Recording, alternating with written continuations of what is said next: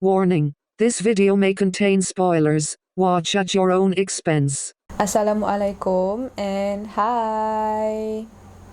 Okay, hari ni aku ada mic aku sebab aku nak membebel. Aku nak buat review drama Itaewon Class. Kalau korang tahu, pelakon dia Park Seo Joon and the female lead nama dia Kim Dami. Yeah. So aku nak cerita dulu background cerita drama ni. Drama ni based on webtoon, and this is the first drama yang the script writer is also the original writer of the webtoon. Okay, lepas tu this is also the first drama yang film investment company invest in this drama. Faham ke? Like this company always invest in films, tapi this time they invest in drama. So dua tu lah. So sponsors dekat dalam drama ni like gila lah, like Mercedes, Tiffany & Co, Gentle Monster, apa lagi? Fashion styles diorang dalam drama ni like mantap. So, aku cerita sikit dia punya plot lah. Aku cuba ringkaskan plot dia. Ringkas dan padat. Plot dia pasal this guy, Park Seo-roi. Park Seo-roi ni, dia ni very, dia ni socially inept tau. Dia macam loner juga. Dia macam tegak gila lah, kalau kita panggil orang Melayu. Dia tegak gila. Dalam life dia hanya ada bapak dia je. So dia tinggal dengan bapak dia je. Dia berdua je dengan bapak dia. So nak ceritanya, bapak dia kena transfer pergi Pajin. Dia pun transfer sekolah lah, of course kan. Lepas tu dia jumpa Su'a. Su'a ni second female lead. Mula dia punya impression dekat Su'a ni macam tak apa baik tau. Sebab dia rasa macam Su'a ni macam rude. Lepas tu dia pergi satu orphanage ni dengan bapak dia bawa. And then dekat situ dia jumpa Su'a lagi. Rupanya Su'a ni rapat dengan bapak dia. Bapak Seo-roi ni macam a father figure lah dekat Su'a. Okay, fast forward lagi, the first day of school, Pak Seo-roi duduk sebelah Su'a. Lepas tu waktu tu ada macam berlaku kes bully tau, which budak-budak kat kelas tu semua macam tak peduli tau. Tapi si Seo-roi ni tak boleh terima. Dia macam, he just couldn't stand it. So dia macam bangun, dia wake up budak kena bully tu. Lepas tu pembuli tu tadi Jang Geun-won ni watak jahat dalam cerita ni lah. Jang Geun-won ni orang kaya, cebol. Bapak dia chairman of Jangga Company in food industry. Okay. And bapak Seo-roi ni kerja dekat Jangga. So basically bapak Seo-roi ni pekerja kepada bapak Jang Geun-won lah. So Pak Seo-roi ni dia macam menyiap. Dia tahu Jang Geun-won ni siapa. Ngam-ngam tu cikgu masuk kelas. Lepas tu si Pak Seo-roi ni panggil lah cikgu tu. Macam cikgu tengok ni, macam tu lah kan. Cikgu tu tengok ni, cikgu tu tak buat apa pun. So Pak Seo-roi ni bitter, dia menyirap asal cikgu ni takut dengan budak kan. Dia pun tumbuk lah, dia bagi sekali dekat si Jang Geun-won ni tau. And sebab tu Pak Seo-roi kena buang sekolah, and bapak dia pun resign from the job. So dia berhenti sekolah. Bapak dia pun macam nak buka business lah, macam nak buka restoran, nak buka macam pub kind of restaurant macam tu lah, nak in food industry lah kiranya kan. Lepas tu one day bapak dia tengah on the way balik nak jumpa anak dia lah kan, nak jumpa Seo-roi tu kan. Lepas tu accident. Rupanya yang langgar bapak dia tu si Jang Geun-won ni. And then Pak Seo-roi dapat tahu it was Jang Geun-won's doing. So dia menyirap, dia pergi cari Jang Geun-won, dia belasah Jang Geun-won tu. So because of that, dia kena masuk penjara. Budak yang kena bully tu tadi, Lee Ho Jin, datang cari dia, ajak dia to be macam team up lah. Macam let's team up, kita sama-sama balas dendam. Macam tu lah. So memang Pak Seo-roi memang before budak tu datang jumpa dia pun, dia memang dah decide macam dia akan buat something untuk balas dendam, untuk destroy Jangga tu. So dia decide untuk ni lah, buka business, buka pub kind of restaurant. Pub lah, pergi pub je join the food industry. Sebab in order to beat Jangga, then dia kena join the food industry lah kan. Sebab sekarang ni Jangga nombor 1 dalam food industry dekat Korea. Lepas tu nak jadi ceritanya, beberapa hari lepas dia keluar daripada penjara, dia pergi Itaewon. Dia macam mesmerized by how happening it is Itaewon tu. So macam mesmerized tu, dia macam okay, aku akan buka aku punya kedai dekat sini, dekat Itaewon. 7 tahun kemudian Seroy berjaya buka kedai tu. Lepas tu dia ada 2 pekerja, macam kawan dia juga. Lepas 7 tahun tu lah yang dia jumpa Jo Iso. After a few time jumpa, Jo Iso ni macam interested in Pak Seroy. Dia rasa macam Pak Seroy macam lain. Dia did some research on Pak Seroy and dia tahu pasal Pak Seroy. Dia macam tahu sikit-sikit on Pak Seroy punya past lah. So lagilah dia rasa interested. Dia lagi interested. Kenapa Jo Iso rasa macam tu? Sebab Jo Iso ni dia rasa life dia very boring. Dia rasa macam life dia macam empty. After Jo Iso met Pak Seroy, baru dia rasa macam, oh, there is actually excitement in this life. Macam tu. So Iso ni, sebab dia dah rasa interested pada semua, dia macam realise macam, okay, aku punya interest ni dah turn into suka. So dia decide untuk kerja dekat Pak Seroy tu, to be with Pak Seroy instead of going to college. So basically cerita dia mainly 3 orang ni lah, Pak Seroy, Jo Iso dengan Osua. How Pak Seroy ni dia pasal dia punya revenge, and how Jo Iso ni tolong Pak Seroy untuk achieve a dream. Pak Seroy punya dream, that is to become number 1, that is, and also that is to destroy Jangga. And how Osua ni Pak Seroy punya first love lah basically. Masalahnya Osua ni dia kerja dekat Jangga, tau. Okay, macam tu. So that's basically the plot. Now aku akan listkan reasons why I really like this drama. I was really invested in this drama. Gila, really invested. Firstly, aku suka how this drama kan, dia tak ada like macam very direct. Contohnya how Jo Iso ni, dia kan suka dengan Pak Seroy kan, and she really shows it out. Macam she shows how she really likes Pak Seroy. Like, I'm doing all of this for you. How dia directly dia cakap je dengan Pak Seroy kan, like, do not date Osua or else I will quit.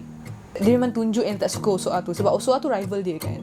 Lepas tu apa lagi, anak kedua pada Chairman Jang, anak kedua which is adik Jang Genuan tu, Gunsu nama dia. Gunsu ni pun kerja dengan Seroy tau. So macam dia orang macam baik lah kan. Tapi Seroy cakap dengan dia like, kau tahu kan, aku memang ada plan untuk hancurkan family kau, like hancurkan company bapak kau. Macam tu lah. Sorry to say, but aku takkan peduli apa yang kau rasa, dan aku tak nak peduli. Macam tak kisahlah baik macam mana pun kita, macam tu lah kan. Aku takkan go against aku punya plan semata-mata untuk jaga hati kau. Macam tu. Macam like direct kan. Macam it's very refreshing pada aku. Secondly, this drama have a lot of values and lessons. Banyak gila. Like how Seroy was taught by his dad to always stick to your principles, to live according to your values, which is very true. Kita in life, we should have our own principles. Betul. And then also Jo Iso ni, dia ni pun socially inept juga tau. Lepas tu dia ni orang kata dia sociopath tau. Dia ni sociopath. Lepas tu like very heartless, apa benda semua tu, tak peduli orang tau. Tapi since dia sukakan Seroy ni, dia decide untuk understand how Seroy thinks tau.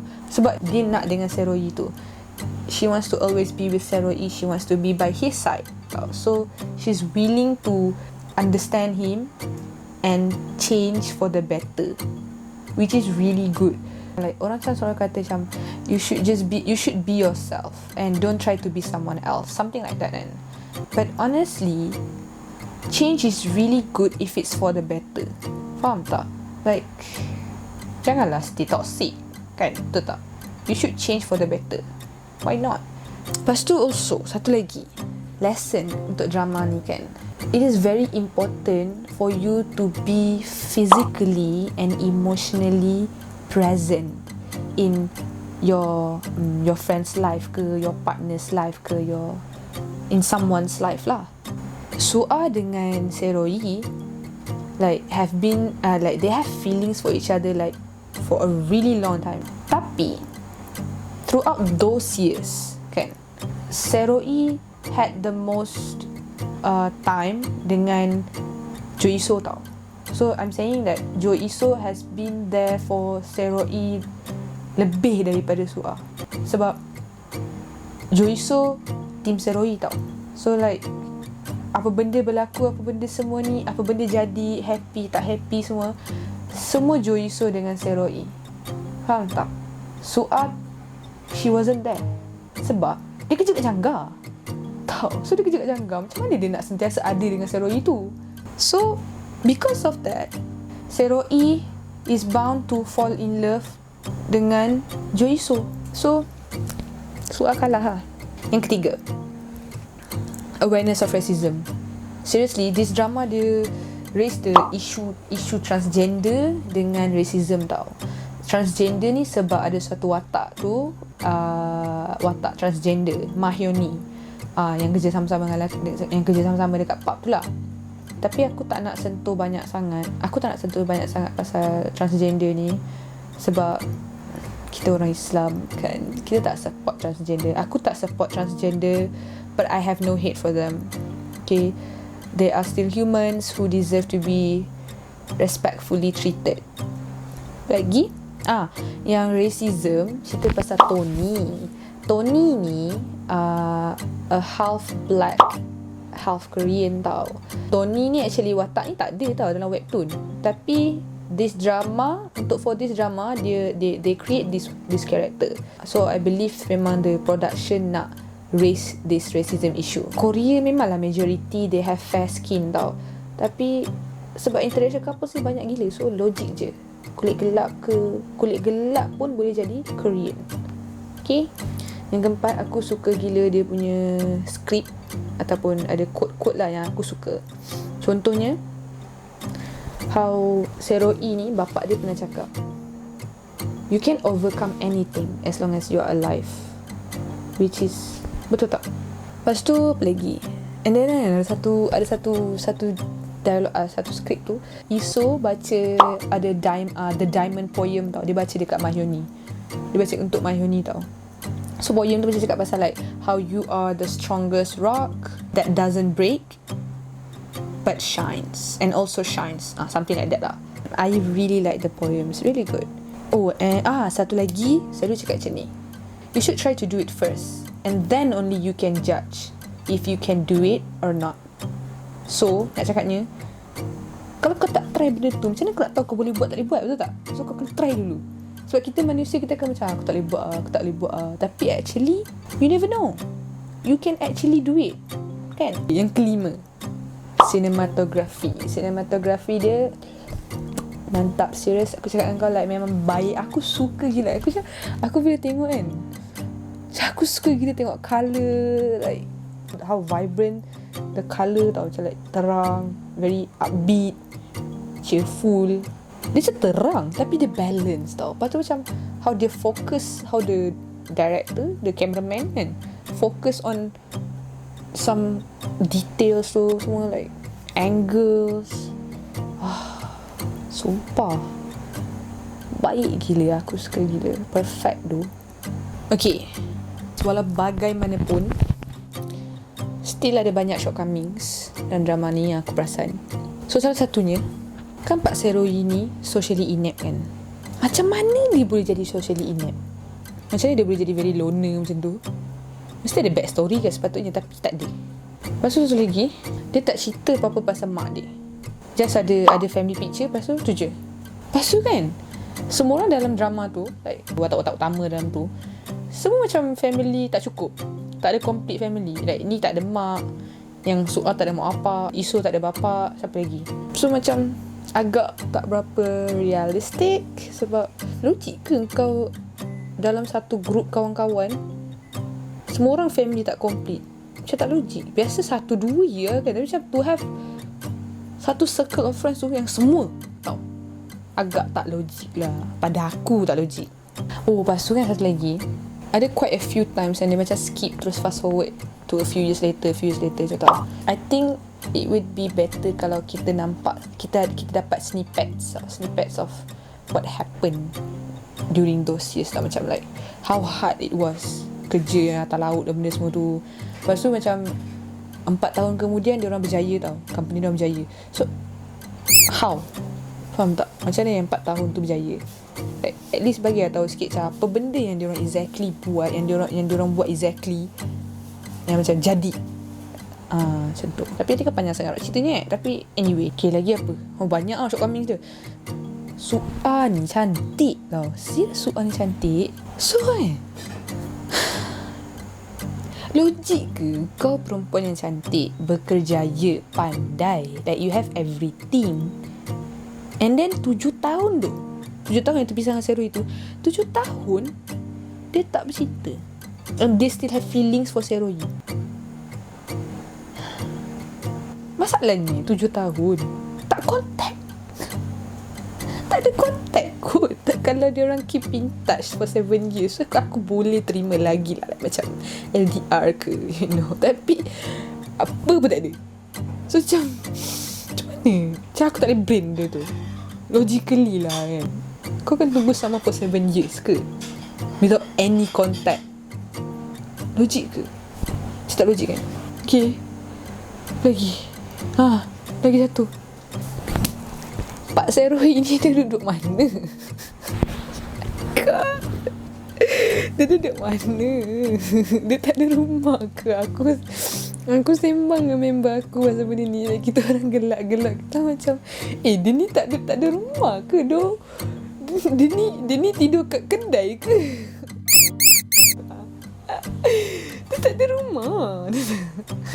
Daripada episod awal tu adalah rumah dia dengan bapak dia. I mean like after dia hidup seorang-seorang tu tau, dia tak ada tunjuk Seroy ni balik rumah.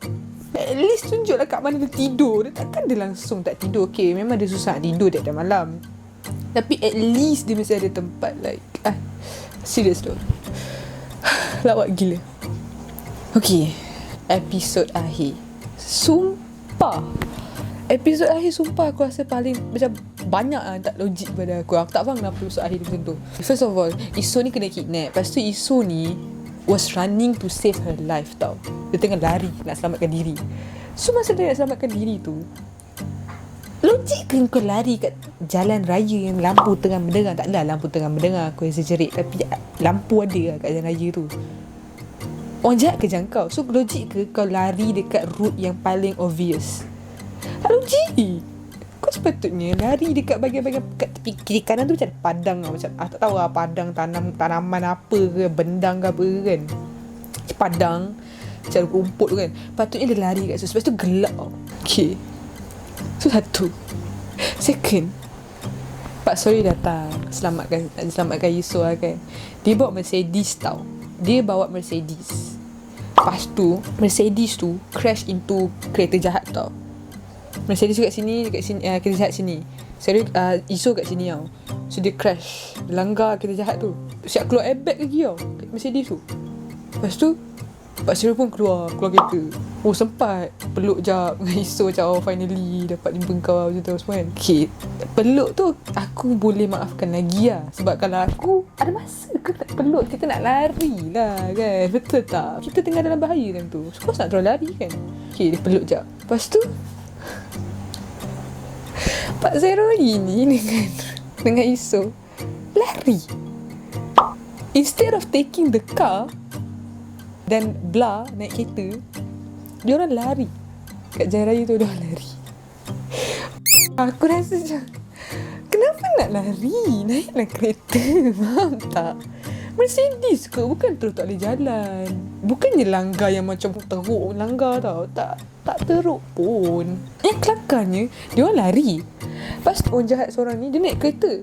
Kereta orang jahat ni, kereta lagi murah tau daripada Mercedes. It's not even Mercedes. Aku tak tahu kereta apa. Orang jahat tu naik kereta kejar dia orang yang tengah lari. Takkan. Lepas tu kan dah kejar. Apa boleh pula dia berhenti kan. Pak Seroy dengan Cik Yusof tu berhenti, sembang perasaan pula. Astaghfirullahalazim, murung aku. Dia sembang perasaan pula kan. And then finally everything is good. Dah semua dah settle. So semua Iso macam luahkan perasaan dia. Cakap lah like I'll try my best to make you happy. Mention lah macam aku akan cuba yang terbaik lah, untuk jadi yang terbaik untuk kau. Something like that lah. Benda-benda macam tu lah. Lepas tu Seroy ni cuma cakap Dia macam pandang isu tu dengan penuh perasaan kan. Lepas tu Seru just cakap, I love you Isu.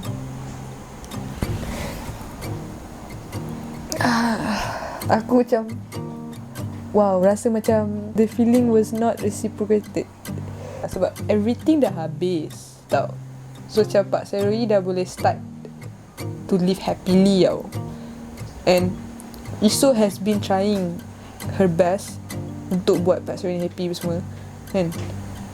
Isu cakap lah like, I will try my best to make you happy benda semua kan. Lepas tu kan Pak Seroi dia just reply I love you je kan. Aku rasa patutnya Seroi tu at least kena cakap like, no, let's both make each other happy. Faham tak? Apa? Takkan Isu seorang je yang usaha susah payah, usaha buat kau seorang je bahagia. Like, sumpah selfish ya. Serius doh, aku drama ni aku macam really invested. Aku tak boleh move on for like lama doh tak boleh move on. Anyway, ni shortcomings yang aku jumpa based on how I watch the drama and how I interpreted the drama tau. So it could be different from how you guys think tau. Orang lain-lain, lain opinion, lain perceptions kan. Untuk kalau nak rate cerita ni based on aku punya perasaan pada Pak Sojun, 10/10 lah. 因为我太喜欢他，所以我给他满分。But kalau kita tolak tepi perasaan suka dan bias tu, take account the shortcomings, I'll give it a 7 out of 10. And yes, aku recommend korang tengok drama ni. Even if korang tak into Korean drama, like tak suka Korean drama semua, but really you guys have to watch it. It's really good. It's not the typical Korean drama. You guys can watch it on Netflix. Go. It has been on the top 10 in Malaysia for how long, I don't remember. So itulah dia. That's it. That's all my review. InsyaAllah kalau aku rajin nanti aku post lagi drama reviews. Sebab I watch too many drama, so aku rasa aku dah boleh join level-level drama critics. Okay, itu saja. Thank you for watching. Stay safe everyone. Assalamualaikum.